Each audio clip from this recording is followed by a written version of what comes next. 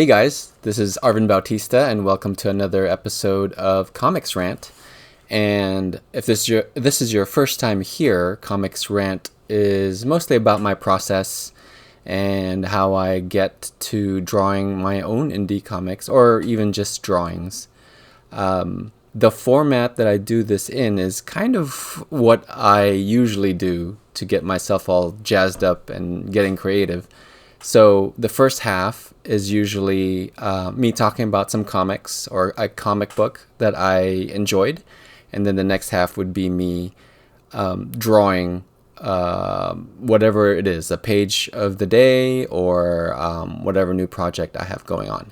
Anyway, let's start the show. So for this episode of Comix Rant, we are going to go through Adrian Tomine's The Loneliness of the Long Distance Cartoonist. And I hope I didn't butcher his name, because that is actually one of the things that he talks about in his book. So I've been a fan of his stuff for a while, since I moved to San Francisco, which was probably, I don't know, like 15 years ago. I can't even remember. It's been a while. But he's a Bay Area artist, and he self-published his own stuff, his indie stuff, and his stories are usually about slice of life characters, and I like it, his stuff, because he has excellent storytelling, great pace. His drawings are great, and usually his stories are about, or I actually said that already, but usually his stories are more, they're very thought-provoking, I guess. You kind of have to think about some of the stuff that he's talking about, and he does a good job of kind of not really judging the people that you're looking at. They may be total jerks and all that kind of stuff. They say the wrong things, but they're real people, and he kind of presents them in a very three-dimensional fashion. Anyway, so this is his latest book. I borrowed it from the library, and it was a great read. I think this is my favorite that he has done. I loved his Summer Blonde book, Shortcomings, which is going to be a movie soon, and then Sleepwalker, I think, was the other one that I had. I don't think I have a lot of his Optic Nerve stuff, but I know I saw it around. I think it may have an issue. I got that from this great used bookstore called Green Apple Books in San Francisco. If you're in town, please drop by there, and they have a ton of great comic books. Anyway, let's get back to Adrian Tomine's stuff.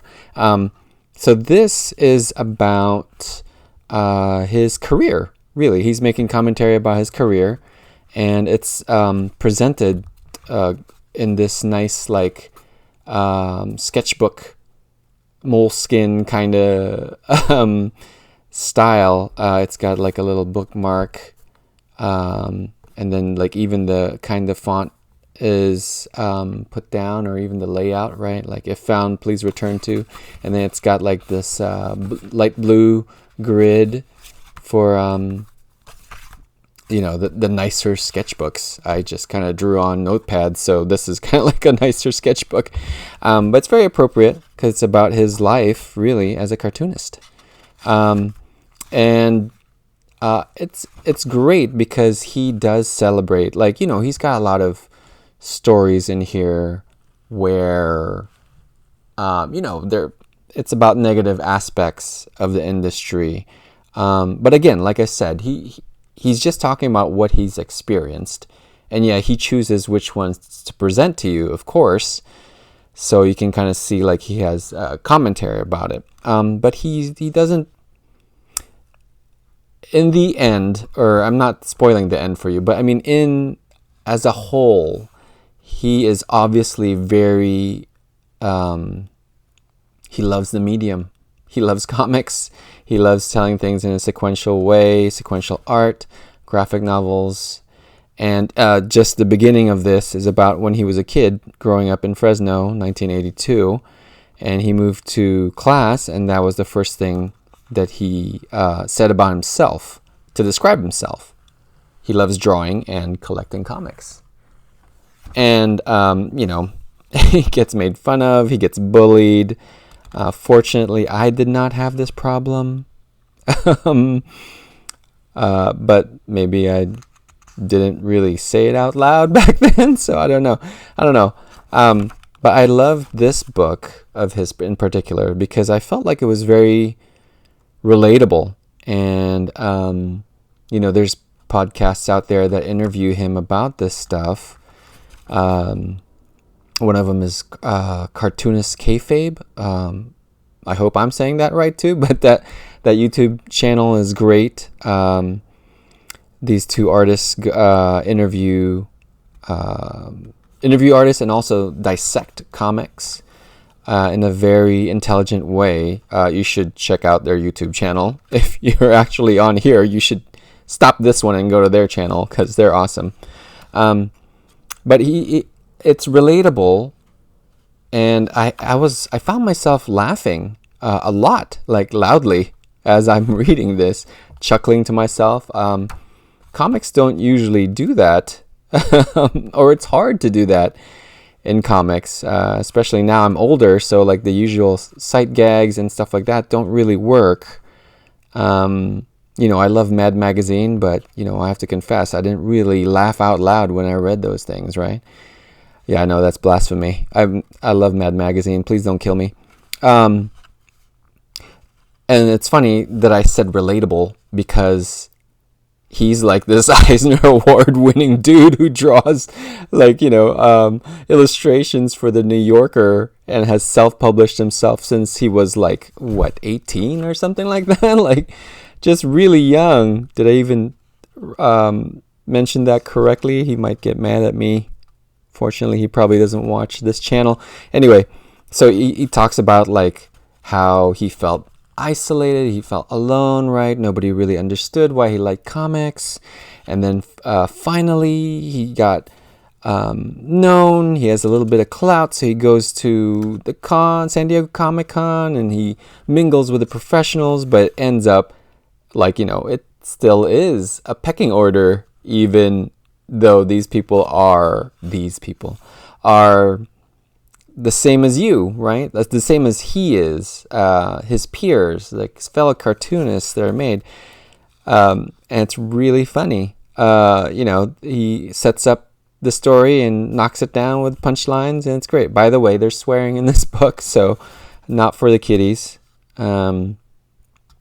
He even talks about how Frank Miller and his thought process as he's getting read, or as he's in this, I guess he's in the running for an Eisner Award, this story, and Frank Miller is listing out the names, and he was super excited because he loves Frank Miller, and he was ready for him to read out his name, and Frank Miller kind of just, he's afraid to mispronounce it and doesn't even bother saying his whole name.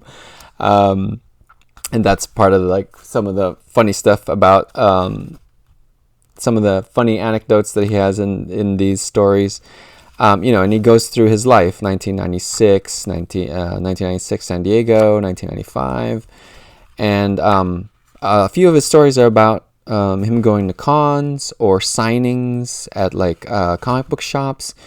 And it's an awkward, kind of this Curb Your Enthusiasm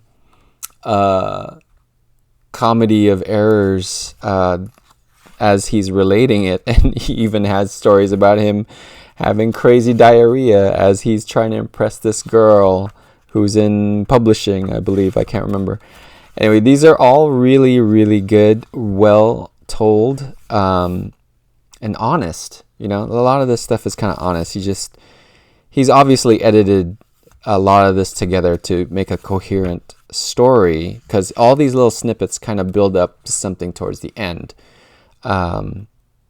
of the book. Sorry, to the end of the book, and he even has a little pace going on where he builds up to it, to the main point of this book, and being a cartoonist and all this kind of stuff, right? As the story progresses, as all these stories progress, and it's great. And I think Alan Moore has a quote here about the book, which is interesting, right? Because that must make Adrian Tomine very happy. I mean, it's Alan Moore. But Alan Moore's quote is, "In this heartfelt and beautifully crafted work, Adrian Tomine presents the most honest and insightful portrait you will ever see of an industry that I can no longer bear to be associated with." And, Alan Moore hates comics. Well, whatever. I'm not going to judge Alan Moore, because Alan Moore is awesome. A lot more experience with all this. But, it's funny that he's able... it means a lot. Like, you see there's an Alan Moore blurb on this book. This book must be pretty good. You know what I mean? Especially when Alan Moore is done with the medium, right? And it is. It's very good. He talks about, this is his career, but it's also about him... the life choices that he makes. So he moves, finds his wife, has kids. So I can relate to a lot of this stuff. And even sometimes, there's some hilarious stuff right here. Sometimes he'll have stories, and he'll have this internal monologue, and I don't know, maybe this is really how Adrian Tomine thinks, or maybe he just amps it up for a good joke. But I think the same way too.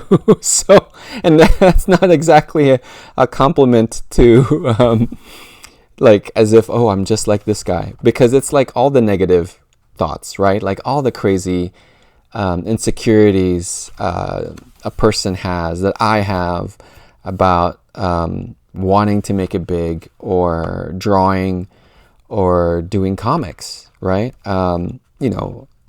Even it's interesting because he opens up. So even far down in his career, he's drawing for the New Yorker already.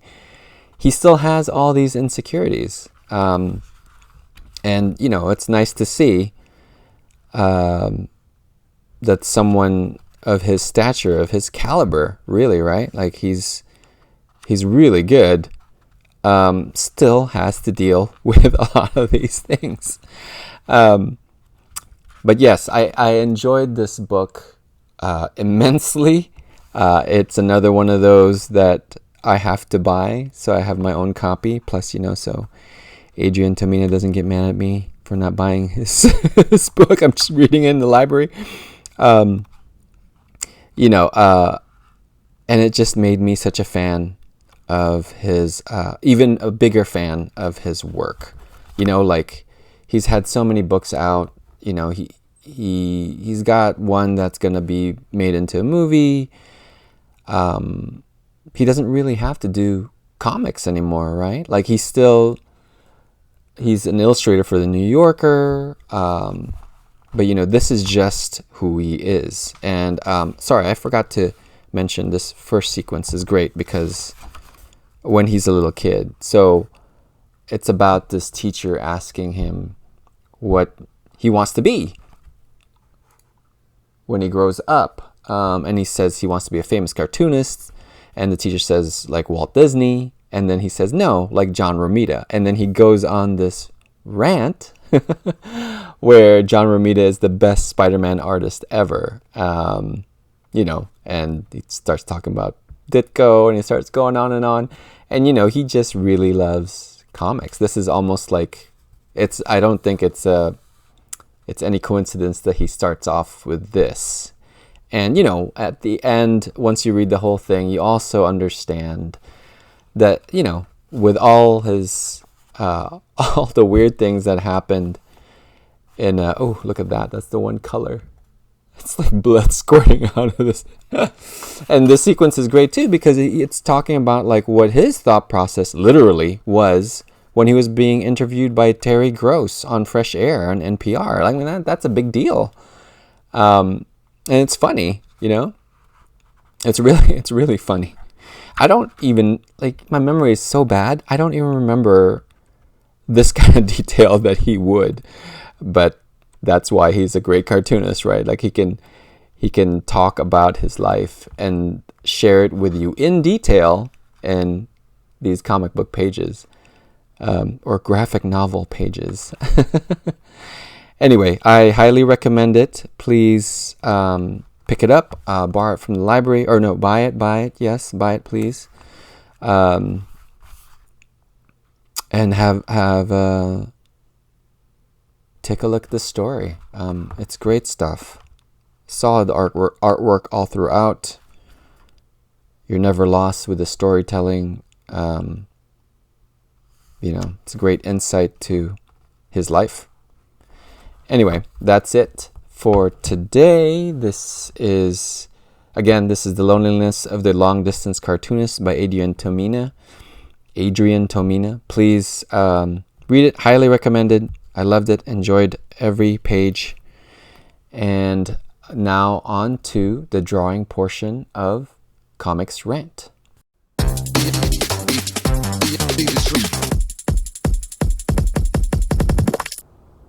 Okay, so before we go into the drawing portion, I feel like I need to do a little intro to what that's kind of about, or why the style looks like that. So in today's drawing, I'm going to draw I'm going to go through a drawing that I did for our Christmas card, and it's about my family. And it kind of started out with this, rockets and ninjas. When I proposed to my wife, I was having a hard time thinking of ways to do it. I'm not really the kind that goes on top of mountains, or like in the middle of a busy intersection or something crazy like that, right? Like, that's not really me. But I did know it had to be a grand gesture, and for a while I didn't know what to do or how to do it. And then it struck me, why don't I do it through a comic book, which is more me than any of those things. And also it would be me and her, so it's more intimate, which is, I think, more up our alley anyway. So I came up with us as superheroes. She's more of a ninja person. I'm more of this rocket ray gun dude. And it was a setup for a shtick. So it would be one page kind of setup where, I'm trying to propose to her, but then these crazy things happen, like a bank robbery, and we have to change into our superhero aliases and stop the robbery, and I never get a chance to propose. And it's set in the places that we went to or are local to us. I'm from the Bay. We were closer to San Francisco, so this is where she was born and raised. So the next one is another setup. It's at the Ferry Building. We're on a date. Different day, different clothes, and I'm trying to propose, and this giant octopus comes out. And the next day, it's we're at the Coit Tower, and I'm trying to propose, and aliens are abducting people, and we get abducted. And that's when I propose, when we're strapped on a rocket ship. No better time. It was hard to get her to read a comic book because she's not really a comic book reader. But I got her to do it, and her reaction was like, hey, these guys kind of look like us. And I was just silent, and she enjoyed it. And she said, yes, we're married. We have 2 kids. And so that goes on along. So I think this was our thank you card. And I kind of rearranged it so it fit in the narrative. So it's like in a different format, like, and then we go out, go catch some bad guys instead of our honeymoon. And then a few years later, where this is parenthood, guys, in case you don't have kids yet, that's what's going to happen. From your wedding duds to sleeping duds, but a very happy baby. These were drawings that I did for my eldest's room. It was this lamb theme, and I kind of use it as part of the pages as well. I made like a shirt for her and some Mother's Day cards and birthday cards and so on until the final page. And I put in sketches here. I actually sold this book at one of the cons here. I think it was a WonderCon when it was in San Francisco. I printed it on my own printer and put it together, and I actually sold out. My wife was saying, don't just sell the Bomb Squad stuff, sell the Rockets and Ninja stuff. And as usual, she was correct. I didn't know if people would want it. People did, and they liked it. I priced it really cheap, so it was easy for people to just go in there and pick it up. I think it's on my store online too. But anyway, so that's where today's drawing style comes from. It's an extension of that. Anyway, let's get to it. So this was my Christmas card project. We kind of did it super fast and pretty late. I think it was like the week. I think maybe Christmas was done, or like on the 24th, on the 23rd. And I think that's when I gave the illustration to my wife, and we printed out postcards and sent it out, I think after Christmas, since she said it was still legit if we sent it out a little late. I'm not sure we got to send out the card to everybody. I'm pretty sure I posted it on social media. It was just easier that way. Anyway, so the idea, this is Christmas 2020, and Wonder Woman 84 was coming out, and my wife is a big Wonder Woman fan, so am I. So we were really excited for the movie, and the trailers were coming out, and they were funny, and they looked cool. Golden armor, Wonder Woman looked great. My wife really liked the first one, where she has that blue dress and that awesome sword in her back. So that was what she was going to wear. And I'll bring in reference material for that. And my children also love Wonder Woman. So one of them is in golden armor, and the other one is in the traditional Wonder Woman battle armor. And I'm, of course, Steve Trevor. And I really like that ad for the movie. So I have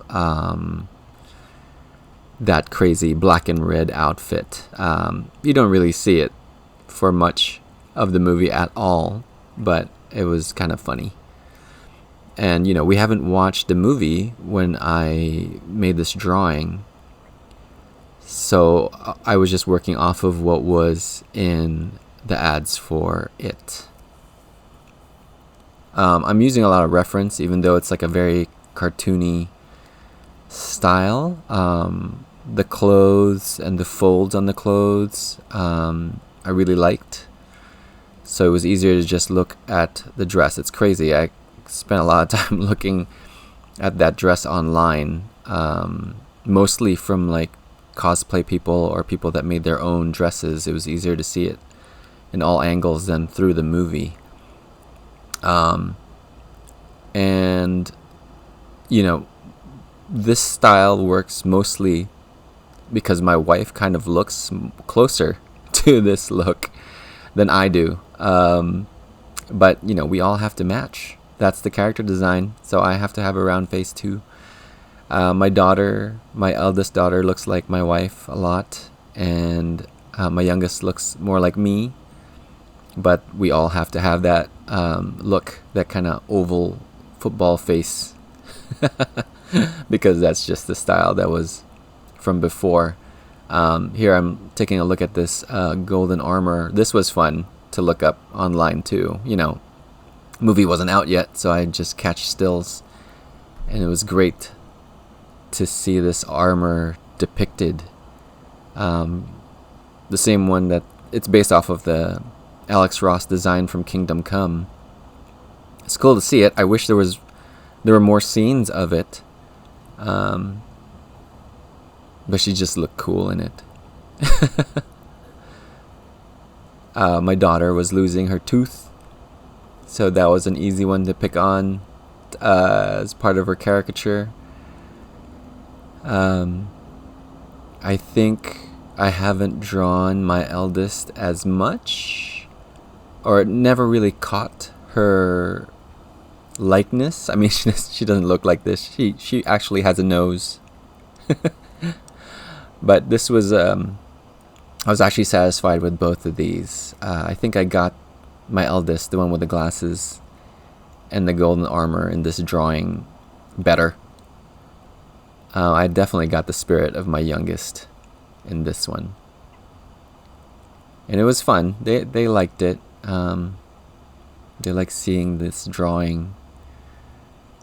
I'm not really good with likenesses, so it's always a little bit of a struggle. I find it's easier for me to get away with it if I simplify it. Like, there are no noses for these characters, so it's even easier.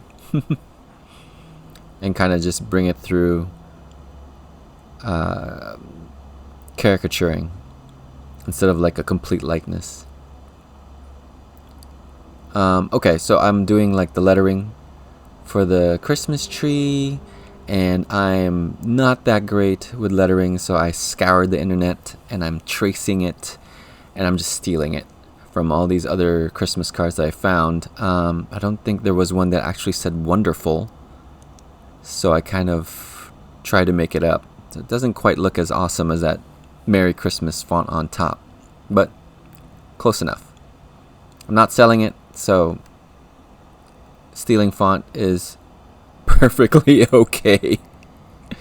This is just a one-time deal. I'm probably never gonna it'll be a different card next year. So then I put all these flat colors in there to kind of block all of it in, and it's already been figured out. Oh, okay, so what you're seeing now is me trying to figure out a brush for how to render out the shadows. I always like the art that I'll see from people with like this nice painterly quality, and they use these brushes that are like so nice, and I was trying to do it, but I couldn't pull it off. I just wasn't happy with what it looked like until this one. It's got a little bit of a fade and a fuzzy edge, but really isn't too far from how I operate with hard shadows. And I had to go fast, so I wasn't about to try experimenting. But it has a nice quality. It was different. But one day I will be a little bit more confident using like a softer brush and blending colors. For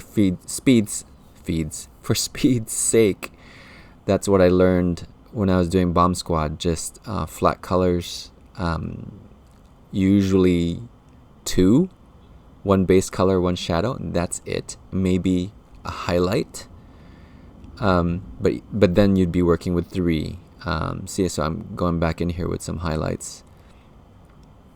And for Bomb Squad, I kept it super simple. It would just be a darker or lighter variant of the base color. I'd bring back the saturation if it was too dark, but it kept it easy for me to do my colors. And if that helps you guys, that might be a way to do it as well, before you start adding like, a slightly different color into your shadows or highlights. One thing I did learn too is I liked using an orange color as the shadow for anything yellow. So on the, looks like I'm trying to be all artistic here too with the brushes. But an orange color with yellow works really nicely. You still get color in there, and it's not like a dark undersaturated shadow, so it's kind of it's poppy. So you see the stars kind of like that. It's not like altogether brown for the shadow. It's still orange. And against this card was easy to figure out because my wife likes this Tiffany blue color. So that would definitely be the background. And I just kind of worked around that.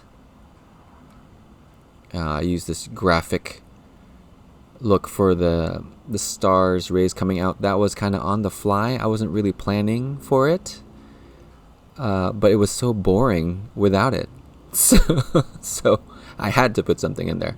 And I wasn't going to draw backgrounds. So it was going to be something more graphic. And that's how I kind of came up with these stripes that are lighter as they're closer to the star. And then they come out darker. So it's almost like a gradient. And then, I assign us as the Bautistas. This was 2020. That's how behind I am on my videos. But I realized there was an American flag on his fanny pack. And then when we printed it as a test, it ate through a lot of the art. So and that's something you kind of have to think about when you're doing print. It's going to get cropped, especially for photos. I think we did this in Costco. So it was still cheap. I'm not sure if they do this anymore. Or the photo area in Costco's have kind of gotten taken out where we are. So I'm moving the characters in, and this is the final. And since the compression isn't the same as that video, this is actual image. The colors are much nicer. And for the most part, looks like the colors almost translated when it was in print. Anyway, that's it for today. Hope you guys enjoyed the show. I'll see you guys in the next episode.